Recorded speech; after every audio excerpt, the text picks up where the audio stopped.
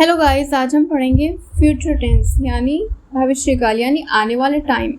ऐसे सेंटेंसेस जो आने वाले टाइम में काम को दिखाते हैं फ्यूचर टेंस के अंदर आते हैं, यानी कोई काम कर रहा होगा, हो रहा होगा।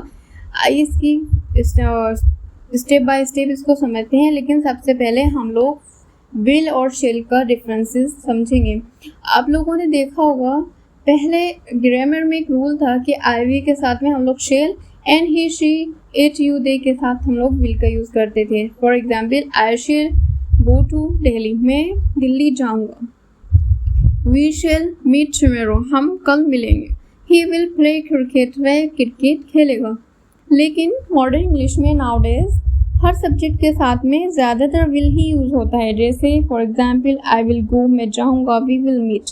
तो दोनों करेक्ट हैं, आप लोगों को पता होना चाहिए कि दोनों बिल्कुल करेक्ट हैं, लेकिन कहीं कहीं पे शेल का यूज़ ज़्यादा सूटेबल होता है, जैसे ऑफर या सजेशन देते समय। Shall I open the window, क्या मैं खिड़की खोलूँ। शेल वी गो नाउ, क्या अब हम बाहर चलें। लीगल और ऑफिशियल लैंग्वेज में शेल का यूज़ हम लोग करते हैं, जैसे द टेनेंट शेल पे द रेंट ऑन टाइम। तो अब यहाँ पे हम लोग विल यूज़ नहीं करेंगे, शेल ही यूज़ करेंगे क्योंकि एक ऑफिशियल लैंग्वेज होगी कि टेनेंट किराएदार को रेंट जो है टाइम पे करना होगा। आसान शब्दों में देखिए, नॉर्मल बोलचाल या मॉडर्न इंग्लिश में हमेशा विल लगाएं, लेकिन फॉर्मल या पोलाइटली कोई हम क्वेश्चन करते हैं, सजेशन, तो हम लोग शेल का यूज़ करेंगे। अब देखते हैं सिंपल फ्यूचर टेंस। सबसे पहले स्ट्रक्चर देखिए, सब्जेक्ट प्लस विल या शेल प्लस वर्ब यानी कि फर्स्ट फॉर्म प्लस ऑब्जेक्ट। तो I will go to school, मैं स्कूल जाऊंगा।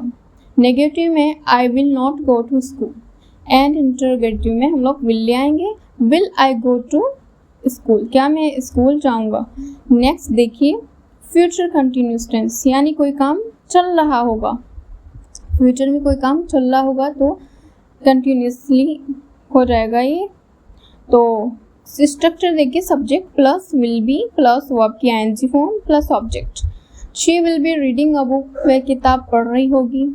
नेगेटिव में हम लोग नोटेट कर देंगे, she will not be reading a book, वह किताब नहीं पढ़ रही होगी। एंड इंट्रोगेटिव, विल सबसे पहले ले आएंगे, जैसे will plus subject, will she be reading a book, क्या वह किताब पढ़ रही होगी। नेक्स्ट देखिए, फ्यूचर परफेक्ट टेंस यानी कोई काम पूरा हो चुका होगा, कर चुके होंगे, तो परफेक्ट टेंस के अंदर आ जाएगा subject plus will have plus verb की थर्ड फॉर्म प्लस ऑब्जेक्ट।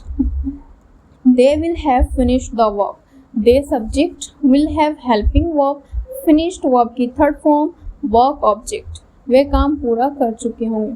अब नेगेटिव बनाएंगे, they will not have finished the work, वे काम पूरा नहीं कर चुके होंगे।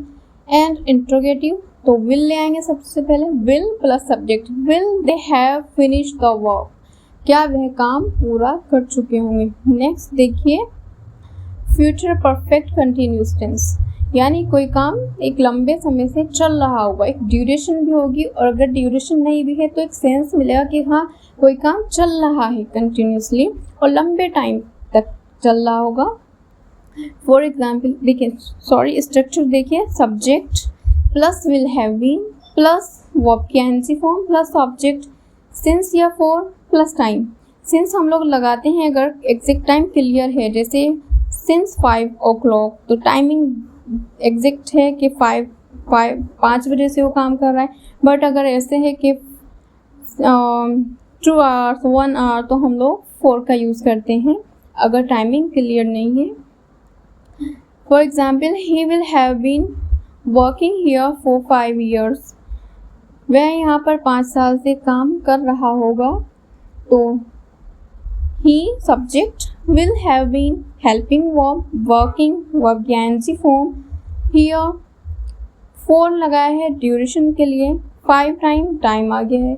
अब नेगेटिव अगर हम बनाएंगे तो नोट ऐड कर देंगे, he will not have been working here for 5 years।